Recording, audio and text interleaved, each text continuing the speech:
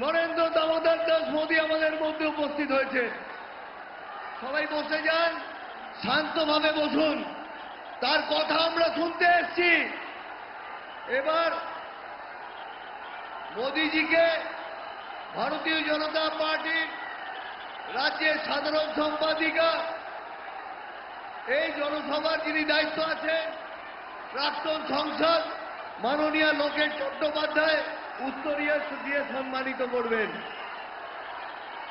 সবাই হাততালি দিন, করতালি দিন। মোদী। এবার মাননীয় শান্তনু ঠাকুর, আমাদের লোকপ্রিয় নেতা, সংসদ কেন্দ্রীয় মন্ত্রী, মাননীয় মোদীজিকে শাল দিয়ে সম্মানিত করবেন। মাননীয় বনগাঁ জেলার সভাপতি বিকাশ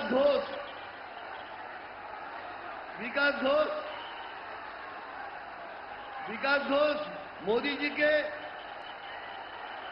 এটি ছবি দিয়ে সম্মানিত করবে। বনগাঁ জেলার পক্ষ থেকে বনগাঁ জেলার সভাপতি মাননীয় শ্রী বিকাশ ঘোষ মোদীজিকে সম্মানিত করছে। এবার মাননীয় শান্তনু ঠাকুর, সোমা ঠাকুর মোদীজিকে তাদের ঠাকুর বাড়ির ঐতিহ্য মাননীয় সুব্রতদা, শান্তনুদা এবং মাননীয় সোমা ঠাকুর মোদীজিকে ঠাকুর বাড়ির ঠাকুর দিয়ে সম্মানিত করলেন। এবার আমাদের সামনে সংক্ষিপ্ত বক্তব্য রাখতে আসছেন আমাদের অত্যন্ত পরিচিত ভারতীয় জনতা পার্টির নেতা, কেন্দ্রীয় প্রতিমন্ত্রী, বনগাঁর সংসদ মাননীয় শান্তনু ঠাকুর। শান্তনুদা।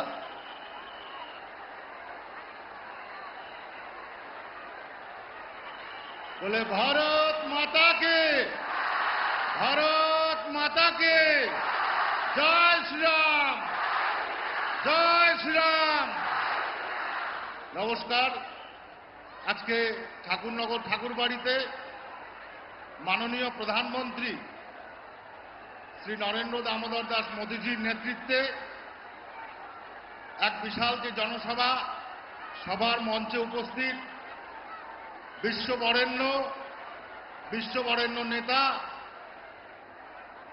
আমাদের দেশের যশস্বী প্রধানমন্ত্রী শ্রী নরেন্দ্র দামোদর দাস মোদীজি এবং তৎসহ আমাদের সমস্ত আজকে ক্যান্ডিডেটরা এখানে উপস্থিত আছেন এবং সম্মানিত মঞ্চ, তৎসহ আমার সামনে উপস্থিত হাজারো লাখো আজকে সকল জনতাকে আমার গৌরী অভিনন্দন ও শুভেচ্ছা জানাই। আমরা দেখেছি এরকম আগেও আমাদের এখানে জনসভা হয়েছে, যেখানে মাননীয় প্রধানমন্ত্রীজি ঐকান্তিক প্রচেষ্টায় সেই সভা বিশালভাবে সফল হয়েছিল। আজকেও সেই সফলতা আমরা দেখতে পাচ্ছি। তাই বলবো, আগামী 29 তারিখে আপনারা আপনাদের স্থান থেকে ভারতীয় জনতা পার্টির পক্ষে ভোট দিয়ে পশ্চিমবঙ্গে নতুন ভারতীয় জনতা পার্টি সরকার গঠন করবে, এটাই কাম্য। আজকের জনসভা বলে দিচ্ছে বনগাঁ, বাগদা এবং সমস্ত আমাদের বিধানসভাগুলো যে আমাদের আসতে চলেছে সেটা পরিষ্কার। আজকের উপস্থিতি, এই গৌরবময় উপস্থিতিতে আমি সকলকে আরেকবার ধন্যবাদ এবং আমি আশীর্বাদ প্রার্থনা করে আমি আমার ক্ষুদ্র বক্তব্য এখানে শেষ করছি। সকলকে নমস্কার। জয় হিন্দ, বন্দে মাতরম, ভারত মাতার জয়।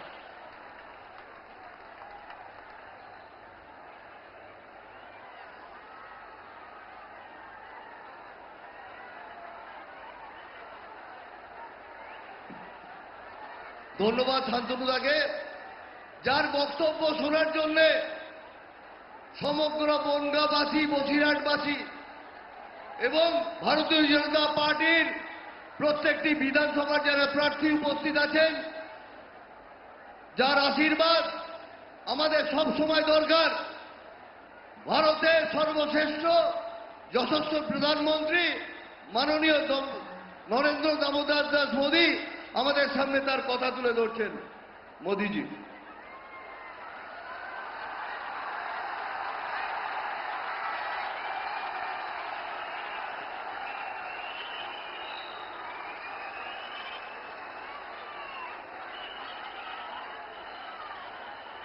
भारत माता की।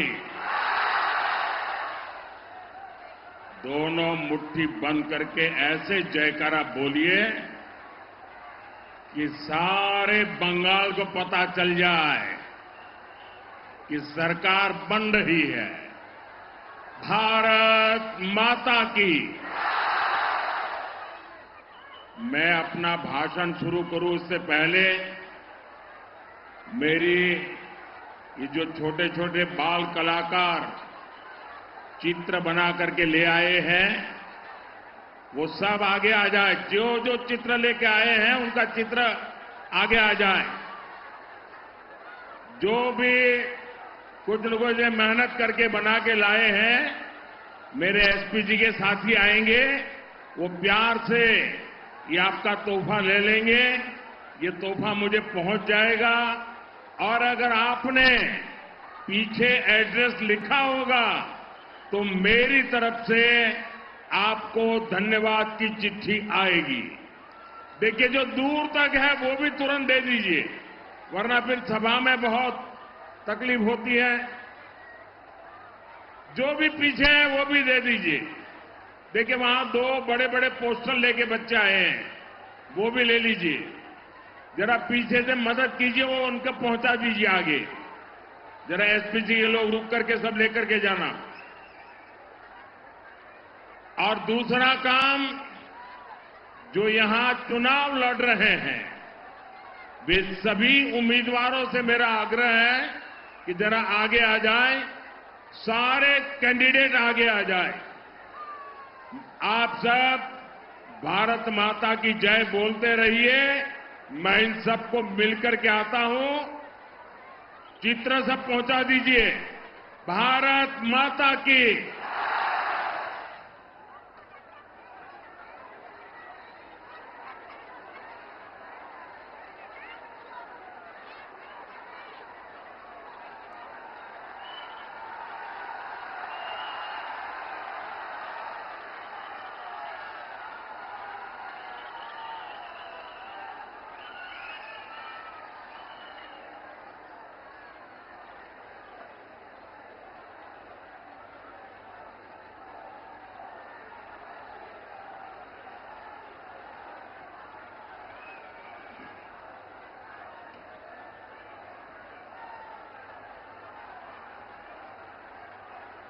ये पेंटिंग वाला काम पूरा हो गया? अभी भी कोई पीछे है? बोले भारत माता की। उधर से भी आवाज आनी चाहिए, भारत माता की। ये जो दूर दूर है उनको मेरी आवाज सुनाई देती है? इतना दूर भी सुनाई देता है? मैं तो आपका चेहरा भी नहीं देख पाता हूं। जय मां दुर्गा, जय मां काली, जय जलेश्वर शिव ठाकुर। नमस्कार। केमन आছেন? आपनारा भालो आছেন? साथियों, आज जब यहां आया हूं तो अनेक यादें ताजा हो गई है। 4-5 साल पहले मुझे सीमा पार ओराकांडी जाने का सौभाग्य मिला था। वहां मतुआ समुदाय से मिलना आस्था और परंपरा से जुड़ना एक अद्भुत अनुभव था। भारत के प्रधानमंत्री की ये पहली ऐसी यात्रा थी वहां मंदिर में पूजा अर्चना का भी अवसर मिला था। मुझे याद है कि जब मैं यहां बोरो मां का आशीर्वाद लेने गया था तो उनकी ममता ने मुझे भाव विभोर कर दिया था। ये अपनत्व मैं कभी नहीं भूल सकता। साथियों, आज जीवन के उन अनमोल पलों को मैंने फिर से जिया है। यहां आने से पहले मुझे ठाकुरबाड़ी मंदिर में पूजा अर्चना का अवसर मिला है। मैं श्री श्री हरिचांद ठाकुर, श्री श्री गुरुचांद ठाकुर और बोरो मां को श्रद्धापूर्वक नमन करता हूं। ये जो पुण्य अनुभूति है वो हमेशा मेरे साथ रहने वाली है। साथियों, आप सभी इतनी बड़ी संख्या में हमें आशीर्वाद देने आए हैं, ये हम सभी का बहुत बड़ा सौभाग्य है। पहले चरण की वोटिंग में बंगाल ने कमाल कर दिया है। अब मुझे आप लोग बताएंगे, मैं एक सवाल पूछूं, जवाब देंगे? सबके सब देंगे? ये पहले चरण में इतना भारी मतदान हो गया तो फिर आप सो नहीं जाएंगे ना? जागते रहेंगे, घर घर जाएंगे, एक एक मतदान को मिलेंगे, पोलिंग बूथ में बराबर ताकत लगाएंगे? पक्का? पहले चरण का रिकॉर्ड तोड़ेंगे? जरा जोर से बताइए, तोड़ेंगे? जरा हाथ ऊपर करके बताइए, तोड़ेंगे? यही करके दिखाना है। देखिए,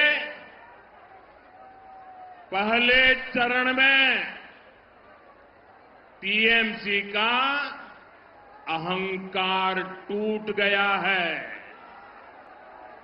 अब दूसरे चरण में बीजेपी सरकार की प्रचंड जीत पक्की होने जा रही है।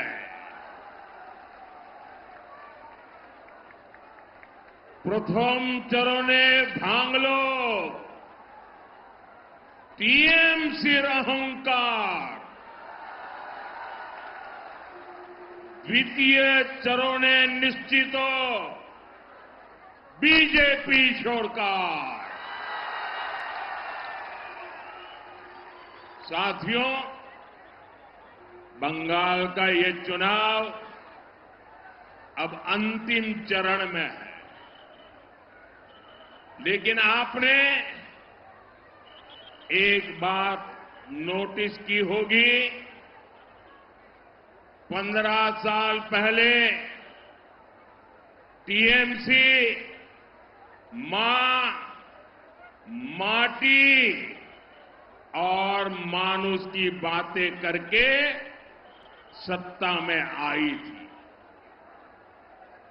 लेकिन अब इनके मुंह से मां, माटी और मानुष ये शब्द तक नहीं निकलते।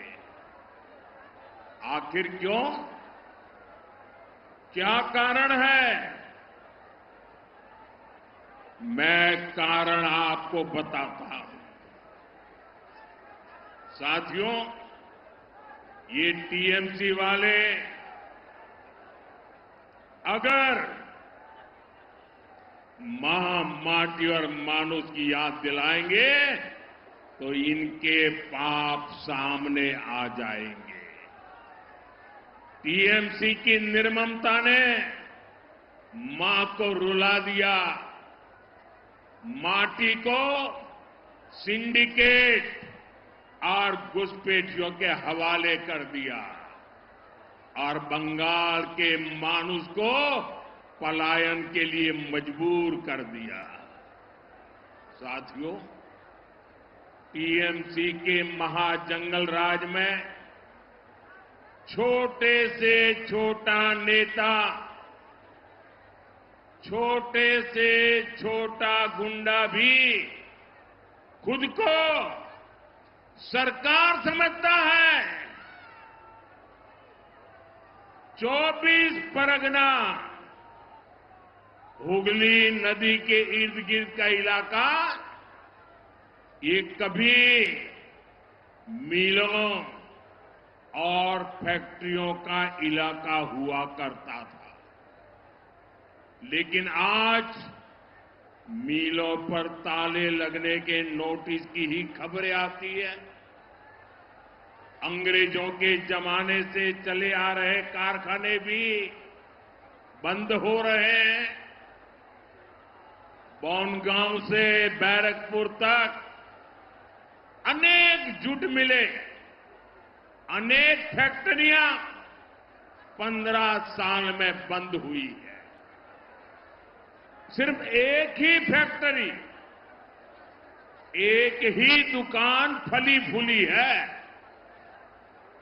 और ये दुकान है सिंडिकेट की कटमनी और कमीशनखोरी। मिलों की जमीन पर कब्जे की, किसानों को बर्बाद और तबाह करने की, ऐसी सरकार को यहां से जाना ही होगा। ऐसी सरकार को हटाना ही होगा। इसलिए बंगाल का एक ही नारा है, एक ही निर्णय है, पलटानो दरकार, पलटानो दरकार, पलटानो दरकार। साथियों, बंगाल के पास सब कुछ है। बंगाल के लोगों के पास सामर्थ्य भी भरपूर है। इसलिए बंगाल फिर से देश का नंबर 1 राज्य बन सकता है। हमें बस नेताजी सुभाष चंद्र बोस के आह्वान को याद रखना है। याद रखोगे? जोर से बताइए, याद रखोगे? याद रखोगे? नेताजी सुभाष चंद्र बोस ने कहा था, तुम मुझे खून दो, मैं तुम्हें आजादी दूंगा। साथियों, नेताजी के आह्वान पर देश ने सर्वस्व न्योछावर कर दिया। आज बंगाल को आपके एक वोट की जरूरत है। बंगाल को आपके एक वोट की जरूरत है। आप हमें आशीर्वाद दीजिए, अपना वोट दीजिए। हम आपको टीएमसी से आजादी दिलाएंगे।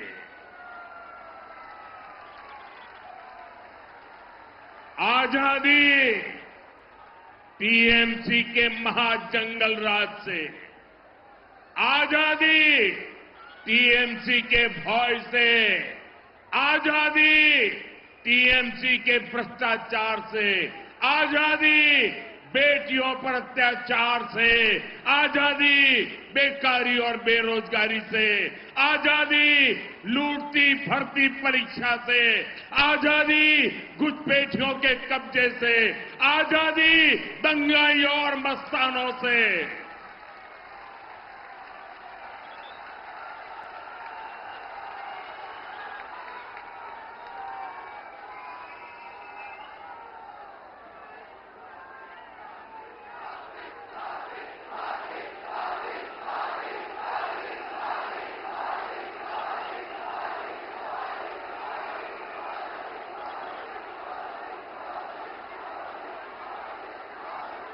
साथियों, बीजेपी के लिए किसानों का कल्याण भी हमारी प्राथमिकता है।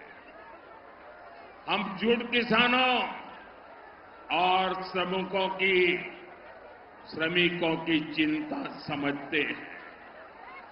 इसलिए केंद्र की बीजेपी सरकार ने 11 साल में जूट का एमएसपी डबल कर दिया, डबल। जूट किसानों से जूट खरीद 3 गुना से अधिक कर दी। गेहूं और चावल की पैकिंग में 100% जूट की पैकिंग भी अनिवार्य कर दी। हमने सिंगल यूज प्लास्टिक पर बैन लगाया ताकि जूट का उपयोग बढ़े। बंगाल की जूट मिलों को ज्यादा से ज्यादा ऑर्डर मिले, लेकिन टीएमसी का सिंडिकेट यहां मिलों को चलने ही नहीं देता। यहां के किसानों की भलाई के लिए आपको टीएमसी सरकार को अब गाजे बाजे के साथ विदाई देनी ही होगी। साथियों, टीएमसी के महाजंगल राज की सबसे बड़ी पीड़ित हमारी बहनें, हमारी बेटियां। बहनों के साथ सबसे बड़ा धोखा हुआ है। इसलिए इस बार सबसे अधिक गुस्सा बहनों में ही दिख रहा है। संदेश खाली में बहनों के साथ गुंडे अन्याय करते रहे। टीएमसी की निर्मम सरकार गुंडों को साथ देती रही।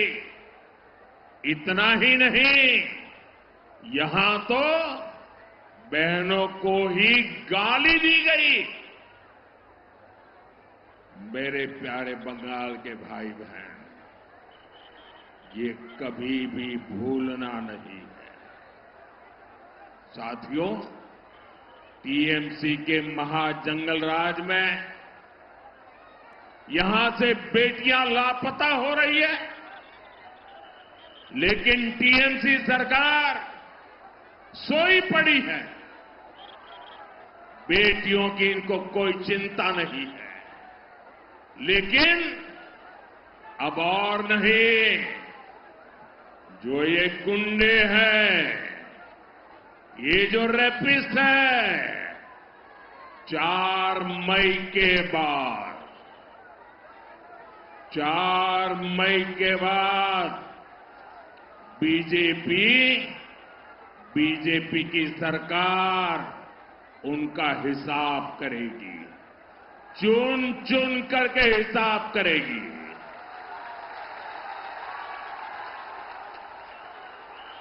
और इसलिए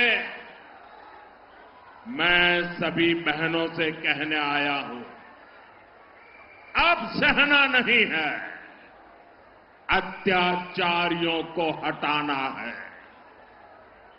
আর সহ্য করব না, অত্যাচারীদেরকে সরিয়ে দেব। साथियों, बीजेपी बहनों बेटियों को सुरक्षा भी देती है और अवसर भी देती है। संदेश खाली के बहनों के संघर्ष से जुड़ी एक बहन को बीजेपी ने टिकट दिया है। आरजी कार में जिस बेटी की हत्या हुई, उस डॉक्टर बेटी की मां को बीजेपी ने अपना उम्मीदवार बनाया है। ये बंगाल की बेटियों की सुरक्षा के प्रति बीजेपी के कमिटमेंट का प्रमाण है। साथियों, बंगाल में बनने वाली बीजेपी सरकार कदम कदम पर बंगाल की बेटियों को मदद देगी। बहनों को चिंता होती है कि घर का बजट भी न बढ़े और बच्चे भी भूखे न सोए। इसलिए बीजेपी सरकार आपको मुफ्त चावल देती है। इससे हर परिवार को 7 से 10 हजार रुपए की बचत हर वर्ष हो रही है। साथियों, जिन बहनों को उनके पास अगर पक्का घर नहीं है तो उनको बीजेपी सरकार 1.5 लाख रुपए देगी ताकि वे अपना पक्का घर बना सके। साथियों, टीएमसी की निर्मम सरकार ने आपको आर्सेनिक वाला, जहर वाला पानी पीने को मजबूर करके रखा है। बीजेपी सरकार हर घर तक नल से शुद्ध जल पहुंचाएगी। आपका बिजली बिल 0 हो, इसके लिए बीजेपी सरकार करीब 80,000 रुपये देगी ताकि आप अपने छत पर अपना खुद का सोलर प्लांट लगा सके। साथियों, बीजेपी की सरकार में यहां बंगाल की बहनों को अपनी बीमारी का इलाज टालने की जरूरत नहीं पड़ेगी। आप देखिए, कल्याणी में एम्स हमने बनाया है। हमारी सरकार आपको और खास करके मेरी माताओं, बहनों, बेटियों को 5 लाख रुपए का मुफ्त इलाज देगी। 5 लाख रुपए। जन औषधि केंद्रों पर 80% डिस्काउंट में दवा दी जाएगी। ब्रेस्ट कैंसर हो, सर्वाइकल कैंसर हो, इनकी जांच और टीका मुफ्त लगाया जाएगा। और साथ ही गर्भावस्था के दौरान 21,000 रुपये की मदद और ग्रेजुएशन के लिए बेटियों को 50,000 रुपये की मदद, ये भी बीजेपी सरकार देने वाली है। यानी बेटियों की पढ़ाई और दवाई, इसकी चिंता बीजेपी सरकार करेगी। साथियों, बीजेपी सरकार बहनों के रोजगार और स्वरोजगार के लिए भी सहायता देगी। बहनें हर साल 1 लाख रुपए से अधिक कमाएं, इसके लिए 75 लाख बहनों को मदद दी जाएगी। जो बहन अपनी कोई दुकान, ढाबा, सैलून, बुटीक ये शुरू करना चाहती है तो बैंक से 20 लाख रुपए तक का मुद्रा लोन मिलेगा। और बैंक को गारंटी चाहिए ना, ये गारंटी अब बहनों आपको नहीं देनी पड़ेगी। ये गारंटी आपका ये भाई मोदी देगा। मोदी।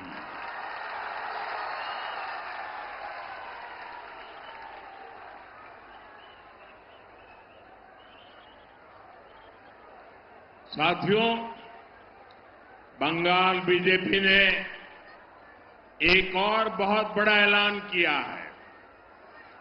बंगाल में बीजेपी सरकार हर साल 36,000 रुपये बहनों के खाते में जमा करेगी। आंगनबाड़ी हो, अन्य महिला हेल्थ वर्कर्स हो, उनके वेतन भत्ते को लेकर भी बंगाल बीजेपी ने बड़ी घोषणा की है। इतना ही नहीं, बंगाल बीजेपी ने बेटियों को सरकारी नौकरी में 33% आरक्षण देने का भी भरोसा दिया है। यानी बीजेपी की डबल इंजन सरकार का बंगाल की बहनों बेटियों को डबल फायदा होगा। साथियों, बंगाल के युवाओं में बहुत सामर्थ्य है। टीएमसी की निर्मम सरकार ने युवाओं को नशे के अंधकार में धकेल दिया है। हमारा ये बंगाल तो क्रिएटिविटी का किंग है। आपने देखा है बच्चे कैसे बढ़िया बढ़िया पेंटिंग बना करके ले आए। बीजेपी बंगाल के युवाओं की क्रिएटिविटी को ताकत देगी, संवारेगी।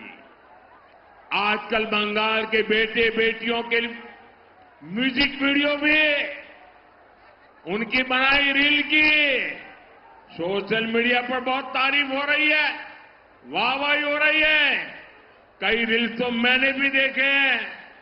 जाहिर है, जाल मुड़ी से ही जिनको इतनी जाल लगती है, उनको युवाओं की क्रिएटिविटी पसंद नहीं आती है। लेकिन बीजेपी इस ऑरेंज इकोनॉमी को, कंटेंट क्रिएशन को बंगाल की ताकत बनाएगा। साथियों, बीजेपी बंगाल के स्पोर्ट्स कल्चर को नई बुलंदी देगी। अभी टीएमसी के सिंडिकेट ने यहां स्पोर्ट्स इकोसिस्टम को भी तबाह करके रखा है। कोलकाता में कुछ महीने पहले जो कुछ हुआ, दुनिया भर के फुटबॉल प्रेमियों तक जैसी तस्वीरें पहुंची, वो महाजंगल राज का ही परिणाम था। मैं बंगाल के सभी युवा, बंगाल के सभी खिलाड़ियों को भरोसा देता हूं, खेलो इंडिया अभियान के तहत बंगाल में नया स्पोर्ट इकोसिस्टम तैयार किया जाएगा। साथियों, जैसे गंगा जी का उद्गम स्थल गंगोत्री है, वैसे ही बीजेपी का उद्गम स्रोत जनसंघ है, और जनसंघ का उद्गम बंगाल से हुआ है। पहले लोकसभा चुनाव में बंगाल ने जनसंघ का खाता खोला था। तब कोलकाता से डॉक्टर श्यामा प्रसाद मुखर्जी भी जीते थे।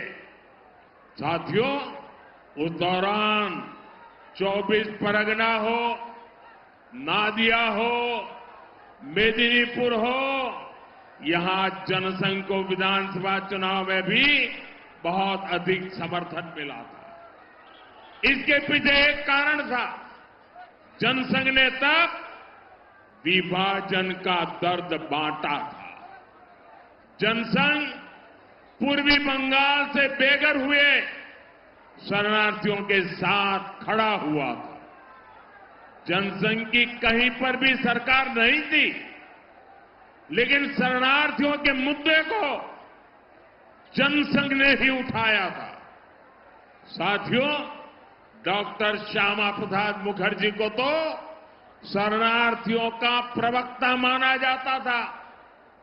उन्हीं के संस्कार आज भाजपा के भीतर है। इसलिए विभाजन से लेकर आज तक हर शरणार्थी परिवार को हम अपनी जिम्मेदारी मानते हैं। आपके सुख दुख की चिंता करना ये भारत का ऐतिहासिक दायित्व है। इसलिए मोदी सीएए कानून लेकर आया, वरना दशकों तक ये काम क्यों नहीं हुआ था। साथियों, मैं मतुआ, नामशूद्र और अन्य सभी शरणार्थी परिवारों से कहूंगा, आपको नागरिकता भी मिलेगी, आपको पक्का एड्रेस मिलेगा, आपको हर वो कागज मिलेगा, हर वो हक मिलेगा जो किसी भी भारतवासी को, देश के नागरिक को मिलता है। ये मोदी की गारंटी है।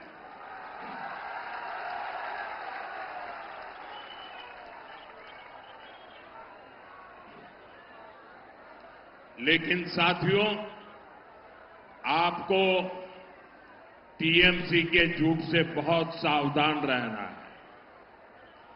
आप अपने हृदय पर हाथ रखकर खुद से पूछिए, जो लोग खुलेआम सीएए का विरोध करते थे, जो सीएए को हटाने का ऐलान करते हैं, क्या वो आपकी भलाई के बारे में कभी भी सोच सकते हैं क्या?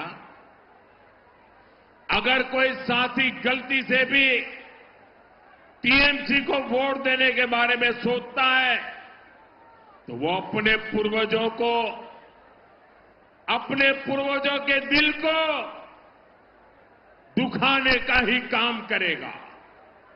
साथियों, आज बनगांव से मैं डंके की चोट पर घुसपैठियों को चेतावनी देना चाहता हूं।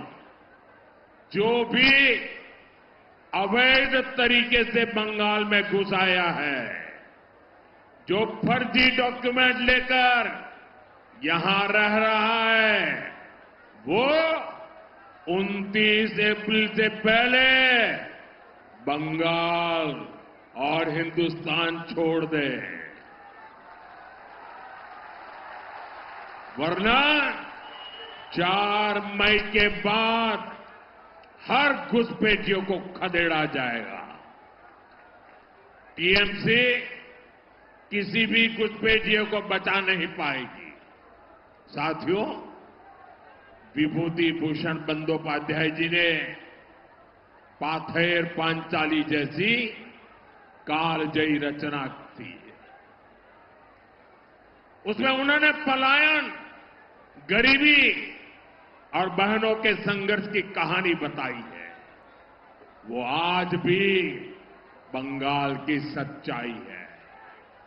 ये चुनाव इस स्थिति को बदलने का चुनाव है।